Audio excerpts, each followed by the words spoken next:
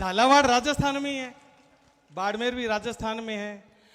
कोई भेजे तो भोपाल भेज के दिखाए, कोई भेजे तो चंडीगढ़ लगा करके दिखाए। हम तैयार हैं। हमने हमारे समाज को उजाला देने के लिए अंधेरे को चुना है। हमारे समाज को उजाला देने के लिए अंधेरे को चुना है, और उजाला तो होकर रहेगा। साथियों, जैसे अपने दरमेला करते हैं ना, गंगा भाई बनाते हैं, बनाते हो ना, तो ये जो आज का समागम है हमारा, ये वंचितों का और कामगारों का यही कुंभ का स्नान है। आज ही दरमेला हुआ है हमारा, और ये जो हमारा दरमेला है ये गांव गांव गली गली घर घर तक जाएगा। मैं हमेशा एक बात बोलता हूं, एससी का मतलब है चमार, और ओबीसी का मतलब है और बचे हुए चमार। बुरा मत मानना, मैं सही कह रहा हूं, क्योंकि लोग आपको चमार और बचे हुए चमार ही समझते हैं। अरे जब लोग आपको चमार और बचे हुए चमार समझते हैं, तो आप भी अपने आप को चमार और बचे हुए चमार मान लो, और ये दरमेला कर लो। ये आटे और पानी को मिलाकर के रोटी बना लो। और हमारे सारे भाई जो ये हैं, मनुष्य जब पैदा होता है तो उसके साथ एक ब्लड ग्रुप आता है। वो A+ है, A- है, AB+ है, AB- है। ये ब्लड ग्रुप 4 और 4 8 है, बस उतना ही है, इसके अलावा और कुछ नहीं है। बाकी जो कुछ है वो गलतफहमियां हैं, वो वन के वहम है, भरम है हमारे। आज से 8-9 महीने से आप सारे लोग एक साथ बैठ रहे हो, लगातार हम साथ बैठते हैं। हमने कई बड़े बड़े प्रोग्राम साथ में बैठ के करवाए हैं। क्या किसी को परेशानी आई? नहीं आई। अब बाबा साहब के बच्चे और भगवान विश्वकर्मा के संतान साथ में बैठना सीख गए हैं। जब बाबा साहब के बच्चे और भगवान विश्वकर्मा के संतान साथ में बैठे, तो किसी को तकलीफ क्यों होनी चाहिए? आप सोचो, जिसको तकलीफ होनी चाहिए और जिसको तकलीफ होती है, इसका मतलब कहीं ना कहीं कोई फिरकी ले रहा है। ठीक है, अब बात शिक्षा की करें। एजुकेशन ऐसी चीज है जो किसी को एक बार ही दी जा सकती है। कैसे? रतनगढ़ से हनुमानगढ़ तक का मेगा हाईवे बना हुआ है। अगर मेगा हाईवे टूट गया दोबारा बन जाएगा, और टूट गया दोबारा बन जाएगा। एक बच्चा तो 10 साल तक पढ़ गया और 10वीं कर गया, क्या 10 साल बाद हम ऐसा विचार कर सकते हैं कि उसको 10 साल दोबारा पढ़ाएं और अच्छे से 10वीं करवाएं? ऐसा हो सकता है क्या? तो बताओ, सबसे पहले स्कूल अच्छे होने चाहिए कि सड़क? बस यही समस्या है, ये मुद्दा है वास्तव में। स्कूल अच्छे होने चाहिए। अगर हमारे हर गांव गली मोहल्ले का एक एक बच्चा नागरिकों से देश बनता है, और हम देश को आगे लेके जाना चाहते हैं, तो नागरिकों को पढ़ाना पड़ेगा ना। पढ़ाने के लिए एजुकेशन देनी पड़ेगी, एजुकेशन के लिए स्कूल खोलने पड़ेंगे। उनकी छतें गिर जाती हैं और उस स्कूल के मास्टर जी सस्पेंड हो जाते हैं, जैसे कि मास्टर जी ने स्कूल बनाया था। देखा ना आपने? अगर वास्तव में हम ये बात विचारकों के स्तर पर विचार की जानी चाहिए, किनके जो वास्तव में देश के बारे में बहुत हाइट पर सोचते हैं। शिक्षा को, जैसे बैंकों को सार्वजनिक किया था ना, वैसे शिक्षा को सार्वजनिक कर दो। सारे के सारे स्कूल सार्वजनिक कर दो। एसडीएम का बेटा भी सरकारी में पढ़ेगा तो कलेक्टर का भी सरकारी में पढ़ेगा, तो फिर बताओ स्कूल अच्छे होंगे कि नहीं होंगे ना? तो फिर वाल्मीकि का बच्चा भी वहीं पढ़ेगा, तो फिर एसडीएम तो जाएगा स्कूल को देखने, फिर वो कहेगा जी स्कूल की छत खराब क्यों है, तो स्कूल की छत जल्दी ठीक होगी। एमएलए साहब का भी वहीं पढ़ेगा और मंत्री जी वाला भी वहीं पढ़ेगा, तो स्कूल की छतें ठीक होंगी, मास्टरों की भर्तियां होंगी, बच्चे पढ़ेंगे। बच्चे पढ़ेंगे तो इंसान बनेंगे, इंसान बनेंगे तो देश बनेगा, तब देश विकसित होगा। अब जब मैं ये बात कहता हूं तो बताओ, इसमें कोई राजनीति है? ये मुद्दा सामाजिक है। ये मुद्दा सामाजिक है। और जब मैं ये बात कहता हूं तो मेरे से बड़ा राष्ट्रवादी कोई हो ही नहीं सकता, ये बात भी तय है। क्यों? क्योंकि देश तो जनता से बनता है। ग्रीनलैंड में आबादी नहीं है। दुनिया में एक जगह है ग्रीनलैंड, भारत से कई गुना बड़ा है, वहां पर आबादी नहीं है। इसलिए ग्रीनलैंड एक टापू है, उपमहाद्वीप है, देश नहीं है। क्यों? क्योंकि देश बनता है जनता से, नागरिकों से। अगर नागरिकों को हम इंसान बनाएंगे नहीं, उनको एजुकेशन देंगे नहीं, तो देश आगे बढ़ेगा कैसे? अब आगे बात नौकरी की। जो कोई व्यक्ति जिस काम में, अगर कोई मास्टर है, स्कूल में पढ़ा रहा है, उनकी स्थितियों को भी एक बार देखो। बरसात के टाइम में 2 कमरे में बरामदा का एक स्कूल है। स्कूल के बरामदे में जब मास्टर जी जाते हैं तो वहां बकरियां बैठी होती है, गायें बैठी होती हैं। अब पहले तो मास्टर जी उन गायों को निकालते हैं, उन बकरियों को निकालते हैं, फिर उसको साफ करते हैं, फिर वो बच्चों को पढ़ाते हैं। ये काम तो मास्टर का नहीं है ना, ये काम तो हमारा है ना, कि हम, हमारा मतलब सरकार का है कि हम स्कूलों की 4 दीवारी करवाएं। वो बेचारा पहले आएगा, फिर वो उसको स्कूल की सफाई भी करेगा, पशुओं को हटाएगा, और फिर वो बच्चों को पढ़ाएगा। तो उसको बच्चों को पढ़ाने का उसका मोटिवेशन कितना बचेगा, आप बताओ। इसलिए स्कूलों में धीरे धीरे कोई आदमी जब टीचर लगता है ना नौकरी में, वो कभी ये नियत लेकर के नहीं जाता कि मैं स्कूल में नहीं पढ़ाऊंगा, वो यही सोच के जाता है बहुत अच्छे से पढ़ाऊंगा। फिर धीरे धीरे वहां का जो माहौल है वो उसकी उन उम्मीदों को तोड़ देता है, निराश हो जाता है, थक जाता है, और थक के बैठ जाता है, फिर पढ़ाना बंद कर देता है। इसलिए जहां भी आप रहते हो, जिस गांव में आप रहते हो, मेहरबानी करके स्कूल में जाया करो 15 अगस्त को, 26 जनवरी को, और स्कूल में पैसा दिया करो, अध्यापकों से उनकी समस्याएं पूछा करो। अगर स्कूल की कोई समस्या है तो चंदा करके उन चीजों को ठीक करवाया करो। उसके बाद में हमारे स्कूल ठीक होंगे। उन अध्यापकों के मन में हमारे बच्चों के लिए भी अच्छी भावनाएं आएंगी कि हम इनको पढ़ाएं, तब वो बच्चों को पढ़ाएंगे, और जब बच्चे पढ़ेंगे तो देश आगे बढ़ेगा। अब वो जो बच्चे पढ़ते हैं वो और नौकरियों में आते हैं, जैसे मैं एसडीएम आ गया, कोई पटवारी आ गया, कोई कहीं आ गया। तो भाई नौकरी में जब आते हैं तो एक शपथ लेते हैं, कोई जाति धर्म, ठीक है, किसी भी प्रकार का विद्वेष ना रखते हुए सारे नागरिकों की सेवा करेंगे। और स्वामी विवेकानंद ने ये कहा है, नर सेवा नारायण सेवा। तो आप बताओ, कोई पटवारी के सामने, कोई अध्यापक के सामने, कोई कलेक्टर के सामने, थानेदार के सामने, या एसडीएम के सामने जब कोई व्यक्ति आता है तो उसको ये मानना चाहिए ना कि उसके सामने भगवान आए। दुकानों पर लिखा होता है ग्राहक मेरा देवता, ग्राहक का संतोष यही मेरा प्रसाद, यही लिखा होता है ना। तो हमारे सामने कौन आता है? फरियादी आता है। तो हमारे लिए कौन देवता है? जो फरियादी है वही देवता है।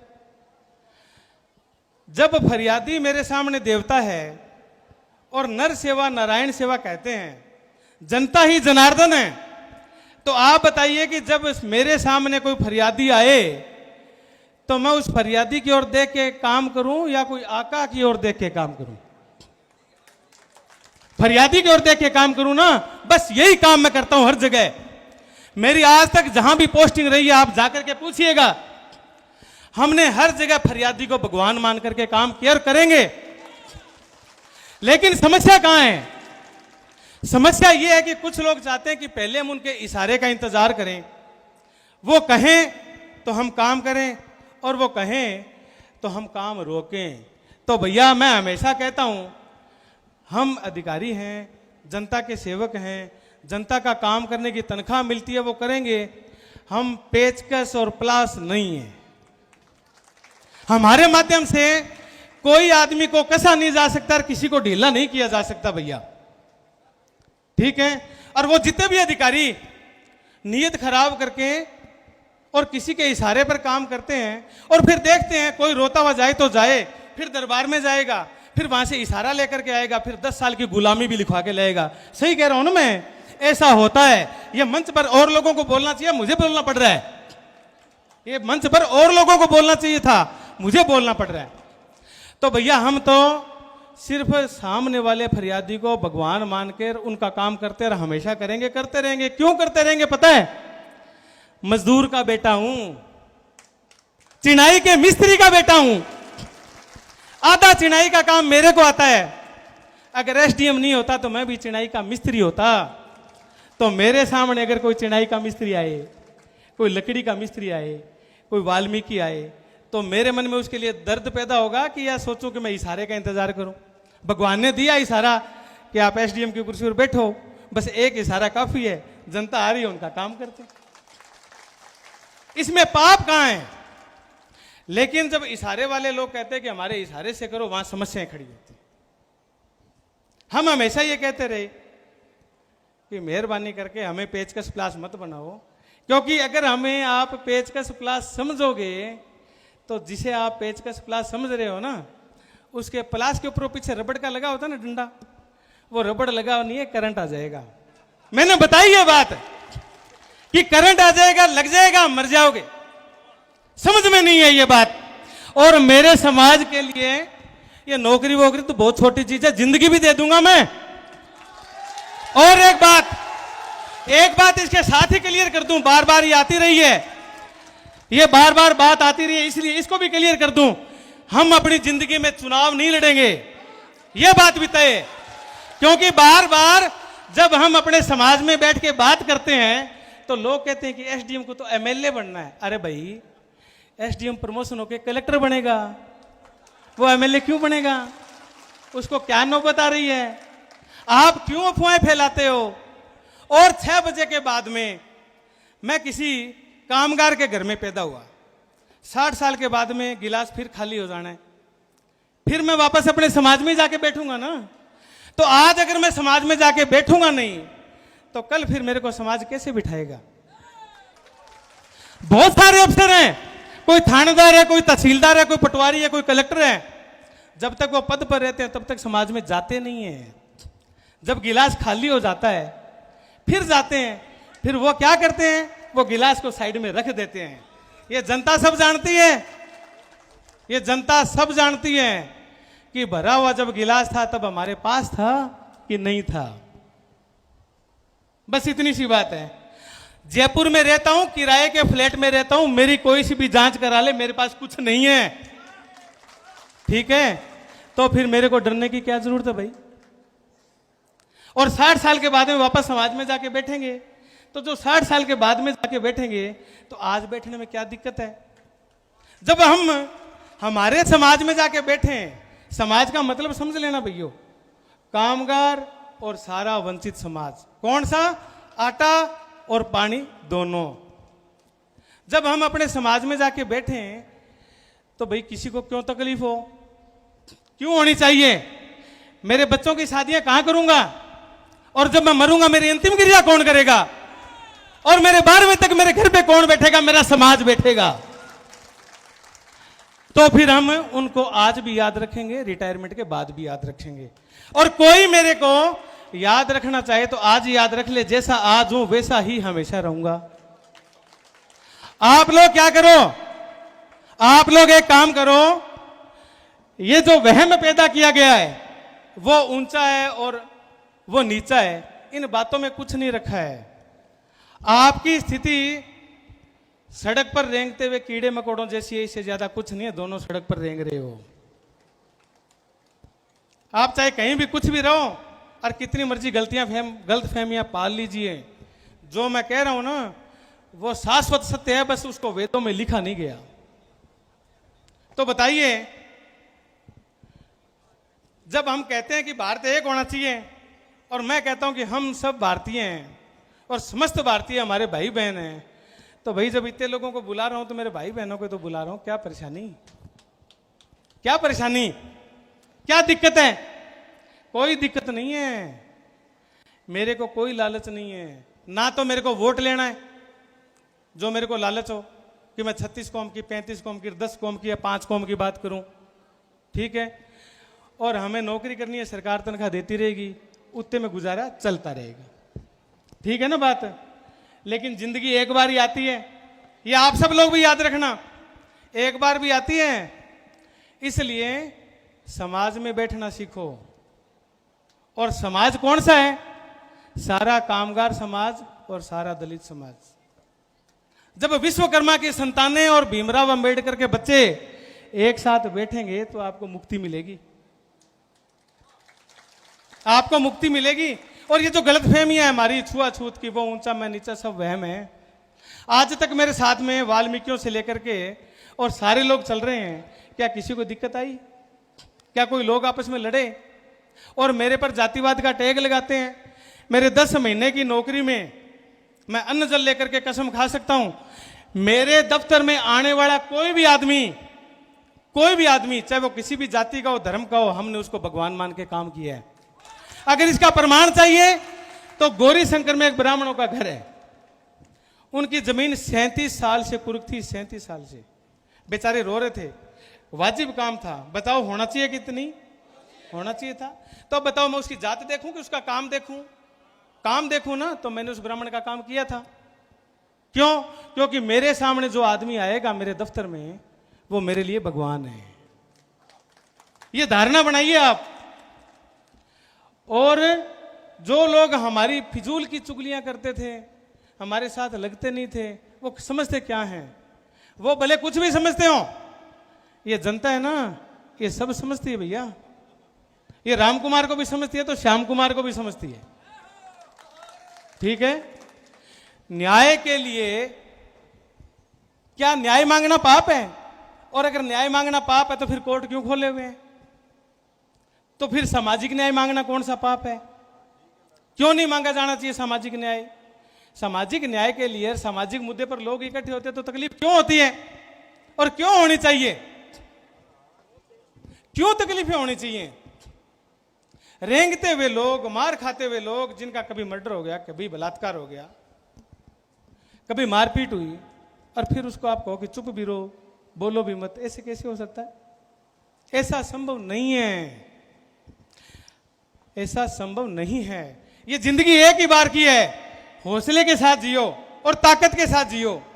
अपने एक शेर के साथ में अपनी बात को समाप्त करूंगा, समय सीमा मेरे पर भी लागू होती है। अगर तू जिंदा है तो जिंदगी का यकीन कर। जिंदा हो ना या मर गए? जिंदा हो तो हाथ खड़े करके बताओ जिंदा हो। चलो बढ़िया, हम तो सोच रहे थे मृत्यु प्रमाण पत्र जारी होएगा। अगर तू जिंदा है तो जिंदगी का यकीन कर। अगर कहीं भी स्वर्ग है तो उसको उतार दे जमीन पर। अगर जमीन को देखना चाहते हो तो ऐसे देखो। मीट की दुकानें देखी है आपने? बकरे काट के टांगे हुए होते हैं, लेग पीस अलग होता है, कलेजी अलग होती है, पता नहीं क्या क्या अलग होता है ना। कोई मुर्गा बेचते हैं काट के। आपको किसी भी मांस की दुकान पर बाज का या चील का मांस देखा है आपने? क्यों नहीं देखा? वो 3, 4, 5 किलोमीटर ऊंचा उड़ता है। तीतर को लोग खा जाते होंगे, मुर्गे को खा जाते होंगे, सड़क पर चलते हैं। बाज को खाते हैं क्या? नहीं खाते।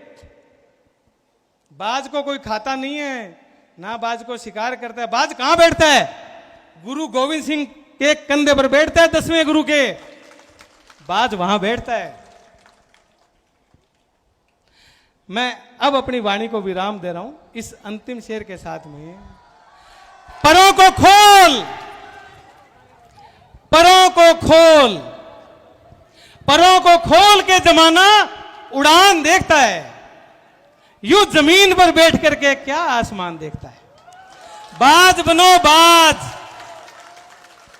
अगर तीतर और मुर्गे बनोगे तो फिर आपकी जगह खाने की थाली में होगी। बस इतनी सी बात है। और रही बात नौकरियों की, तो देखो भाई नौकरी है, जब पहली बार लगे तभी राजी थे, तो जितनी बार ट्रांसफर होगा उसमें कोई दिक्कत नहीं, हम आज भी राजी, उसमें कोई परेशानी नहीं। हम ये चाहते हैं कि हमारे समाजों के बच्चे और बने। अकेला रामकुमार एसडीएम क्यों हो? यहां पर 100 एसडीएम बैठे होने चाहिए थे। कोई चमार होता, कोई मेघवाड़ होता, कोई नायक होता, कोई कुमार होता, कोई स्वामी होता, कोई सुनार होता ना? नहीं है। उस पर काम करना चाहिए। अभी कई दिन पहले एक बात आई कि जी मैसूरी समाज ने 100 करोड़ रुपए इकट्ठे किए अपने बच्चों को कलेक्टर बनाने के लिए, और लिखा सब लोगों ने, अरे तुम जागो, तुम क्या कर रहे हो? अरे भाई, कोई समाज अपने तरक्की के लिए कोशिश करे, आपके पेट में दर्द क्यों हो रहा है? आप बनाओ ना, आप बनाओ, आप भी बनाओ, इतने मुर्दे नहीं हो, बना सकते हो। तो उसके लिए कार्य योजना है और उसको हम रतनगढ़ से चालू करेंगे। भाषण से क्या होता है, हम 1 साल के अंदर अंदर आरएएस, थानेदार, तहसीलदार बनाने के लिए इसी रतनगढ़ में कोचिंग चालू करेंगे। बताओ ये पाप है क्या? ये गुनाह है? ये जुल्म है क्या? हमारे बच्चे एसडीएम बन जाए, थानेदार बन जाए, तहसीलदार बन जाए तो क्या बुराई है? बुराई है। फिर समाज के लोग एसडीएम के पास जाएंगे, उससे काम पूछेंगे, फिर वहां कौन जाएगा? फिर वहां कौन जाएगा? तो ये काम किसको करना है? ये हमको करना है। हम हमारे बच्चों को बनाएंगे क्योंकि हमारे जाए हैं, हम उनको काबिल बनाएंगे, कामयाब करेंगे क्योंकि हमारे जाए हैं। हमारे बच्चे बढ़ेंगे, आगे बढ़ेंगे, तरक्की करेंगे तो समाज में कॉन्फिडेंस आएगा। समाज में कॉन्फिडेंस आएगा, फिर वो बाज की तरह परवाज बढ़ेगा, उड़ान बढ़ेगा। इन्हीं शब्दों के साथ एक बार और नारा लगा दो भाई, जय विश्वकर्मा महाराज, जय विश्व, बोलो बाबा साहब अंबेडकर साहब की जय। अरे भाई, यहाँ कौन चल बोला क्या? तो नहीं नहीं, देखो यहाँ है और सिस्टम है। अरे हमारा काका बाबा बैठे हैं, मानी भोपाल ही लगवा देगा। देखो मुद्दे की बातें तो हो गई, मुद्दे की बातें तो अपन ने कर ली। अब 10 मिनट में नया क्या बताएंगे? गाय का लेख लिखना था, मैंने पूरी लिख दी, समझ गए आप? अरे आपने पढ़ लिया, उसके 2 सींग होते हैं, 4 थन होते हैं, 1 पूंछ होती है, 4 पैर होते हैं। आपके हिस्से में सींग आते हैं, गाय आपके मारती उठा के फेंक दी है, आप उसको चारा डालते हो, लोग गाय का दूध निकालते हैं, समझ गए? तो भाई चारा डालते हो तो दूध निकालते टाइम बाल्टी भी नीचे मांड लिया करो, ठीक है?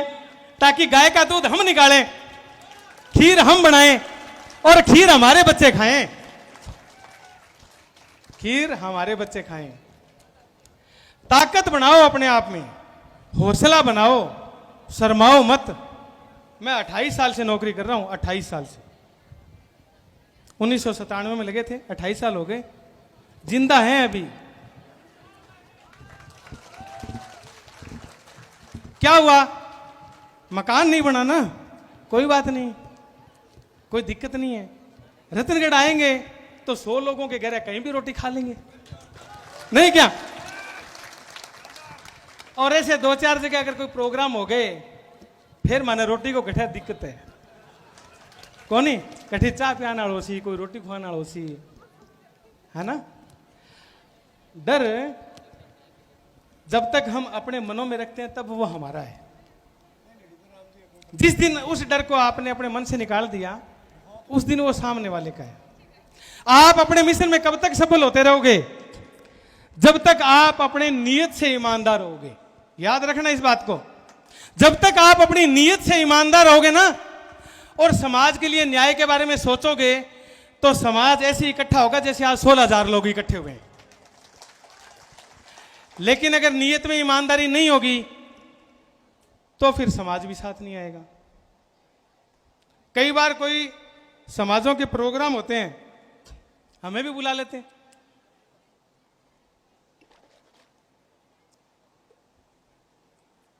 लेकिन एक बार ही बुलाते हैं। क्यों रिवाड़िया जी? एक बार आपके राजल देश में प्रोग्राम हुआ,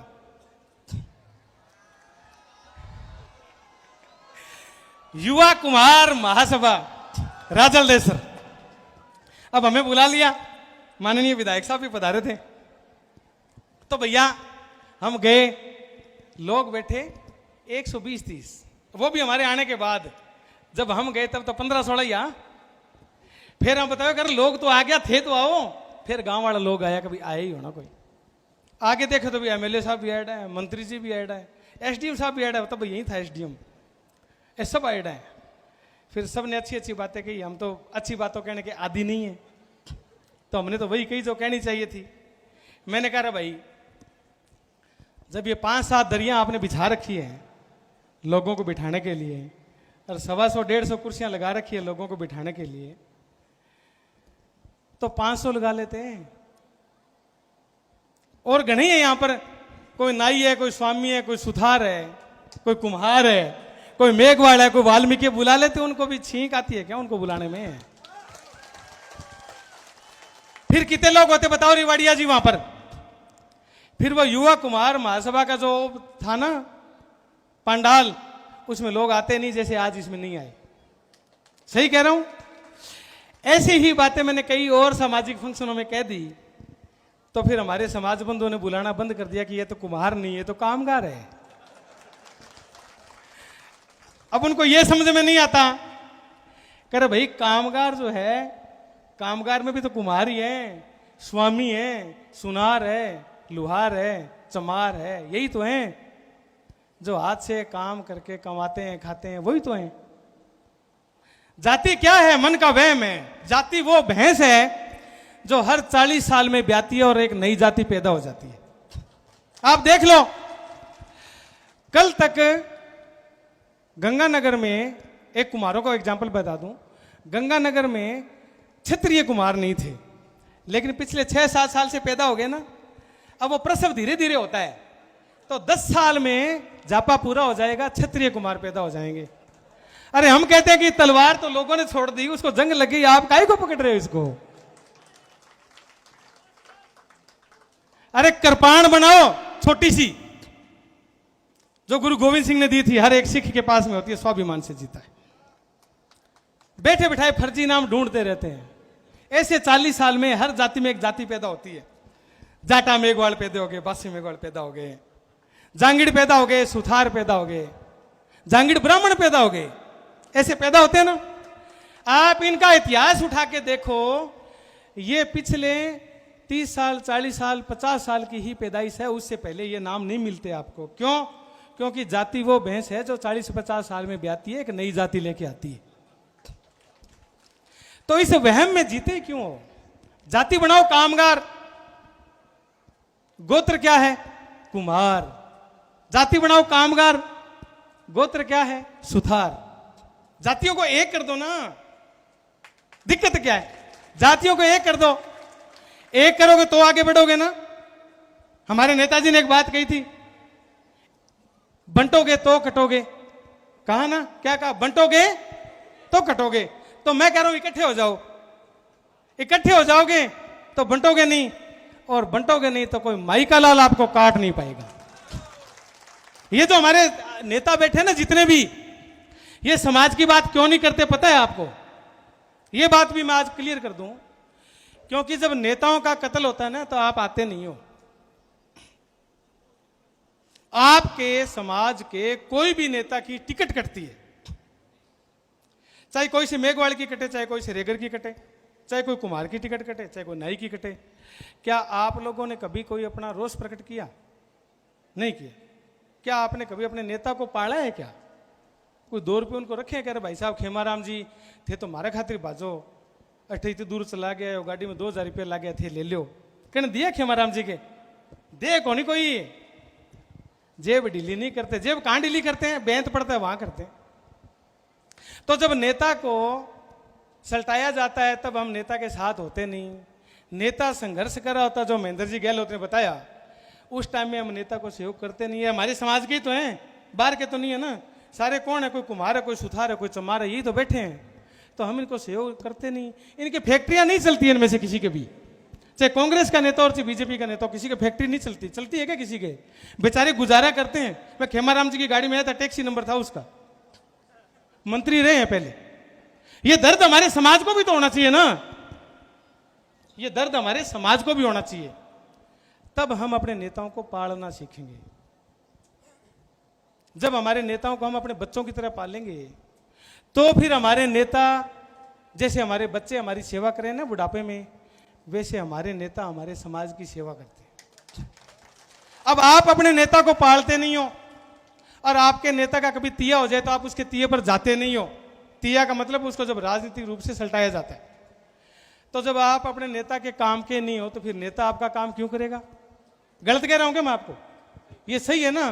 तो भैया ये बात आपको सीखनी पड़ेगी। गलती किसकी है? इनकी है कि आपकी है? आपकी है। पहले अपनी गलतियों को सुधारो, फिर हमारे नेताओं की बुराइयां करो। अब एक बात और बताऊं, हम लोग अपने लोगों की बुराई करने में माहिर हैं। हम लोग अपने लोगों की बुराई करने में माहिर हैं। कैसे माहिर हैं? हमारा अगर कोई नेता है और 10 लोगों ने ये कहा कि जी फर्जी है नेता, काम को नहीं सुने ही को नहीं, फोन ही कौन चक्के, मैं तो गया मारो काम हो को नहीं, तो आप भी मुंडी हिलाते हो सामने से, आप भी कहते हो हाँ जी हमारा नेता काम का नहीं है।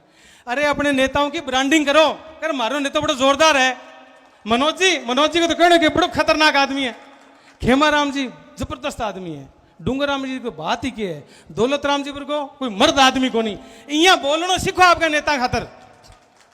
आप जब अपने नेताओं की ब्रांडिंग करोगे तो ब्रांडिंग जाती है आगे तक। यही बात ब्यूरोक्रेसी में। कोई 4 लोगों ने बोल दिया कि जी फलाने साहब तो जातिवाद करते हैं, आप लोगों ने मान लिया, आपने प्रतिवाद नहीं किया। क्यों नहीं करते हो? करना चाहिए। अब उसका अगला नमूना बताऊं। आज प्रोग्राम है, हमारे प्रोग्राम को लेकर के सामाजिक प्रोग्राम है ना, हम किसी को टिकट नहीं दे रहे हैं। हम ये नहीं कह रहे कि फला को तो एमएलए बनाओ और फला को एमपी बनाओ, बिल्कुल नहीं करें। हम सिर्फ समाज को जगाने की बात कर रहे हैं ना। फिर भी कितनी सारी अफवाहें चलती हैं, चल रही है ना। ये तो जी जातिवाद कर रहे हैं, एसडीएम साहब को तो एमएलए बनाएंगे, है ना। आगे कि जी ये तो यहां पर जहर घोल रहे हैं। अरे भाई हम तो इकट्ठा कर रहे हैं, इकट्ठा करने से तो अमृत बनेगा, अमृत बनेगा तो हमारे लोग पिएंगे तो उनको अमृत तो मिलेगा, उससे दिक्कत होती है तो कहते हैं जहर घोल रहे हैं। आज का प्रोग्राम है, आज के प्रोग्राम के बारे में 1 महीने से लोगों के फालतू ही दुखी लगी हुई है, पता नहीं कौन सी क्रांति करेंगे। अरे हम कोई क्रांति नहीं करेंगे, हम हमारे लोगों को साथ बैठना सिखा रहे हैं, उनका धर्मेला करवा रहे हैं हम, जो गांव गांव गली गली तक जाए। और जब यह धर्मेला पक्का हो जाएगा समाज जाग जाएगा। अब इस बात में प्रोग्राम के बारे में कई फोटो लगेगी जी कुर्सियां खाली थी। अरे भैया 16,000 लोग आए हैं, आप हमारे पास काउंटिंग पड़ी है। अब जब कहेंगे कि कुर्सियां खाली थी तो आप भी कहोगे हाँ साहब हमने देखी थी कुर्सियां खाली थी। अरे ऐसे को पता ही नहीं कितने लोग आए, 50,000 आए, 40,000 आए। आप ऐसा बोलो, आप ऐसा बोलना चालू करोगे, कल तक यही संख्या 1 लाख हो जाएगी। और ये जितने आपके नेता बैठे इनको सबको बहुत ऊंचा पद मिलने वाला फिर उसके बाद में। क्यों? क्योंकि ये जागे हुए समाज के नेता होंगे। आज ये सोए हुए और मरे हुए समाजों के नेता हैं। सुनने में भले बुरी लगे लेकिन सच है। आप लोग अपने जमीर को जगाओ, स्वाभिमान को जगाओ, अपने हौसले को जगाओ, हिम्मत को जगाओ। उससे आप क्या करोगे?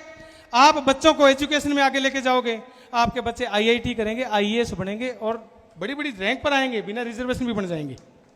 टीना डाबी बन गई, कनिष्क कटारिया बन गया। और हमारे बच्चे जो आज यहां आए हैं, उन बच्चों में आज से ही सामाजिक समरसता की भावना बढ़ेगी, उनमें प्रेम की भावना आएगी ना। हम तो प्रेम सिखा रहे हैं ना, हम तो नफरत नहीं सिखा रहे। हमने अपने एक वाक्य में, एक शब्द में किसी एक जाति के लिए, वर्ग के लिए, कोई पार्टी के लिए, कोई धर्म के लिए एक बुरा शब्द नहीं कहा। क्यों नहीं कहा? हमारा हृदय मानवता से भरा हुआ है, इसलिए नहीं कहा। जिनके दिलो दिमाग में फालतू कीड़े चलते हैं, जहर भरा हुआ होगा, उनको जहर दिखता होगा। आप लोग आज से जब जाओ तो यहीं से गीत गाते हुए जाना कि प्रोग्राम जबरदस्त था भैया, हमने तो अपनी उम्र में देखा नहीं इतना बड़ा प्रोग्राम।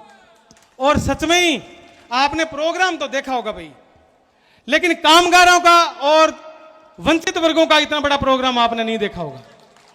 नहीं देखा ना? तो आज से ही यूं समझो कि सूरज की लालिमा आनी स्टार्ट होगी। आप तो लोटे में जल रखे, तैयार रखो चढ़ाने के लिए, सूरज उगने वाला है। सबको शुभकामनाएं। एक बार फिर से बोलेंगे, जय विश्वकर्मा भगवान।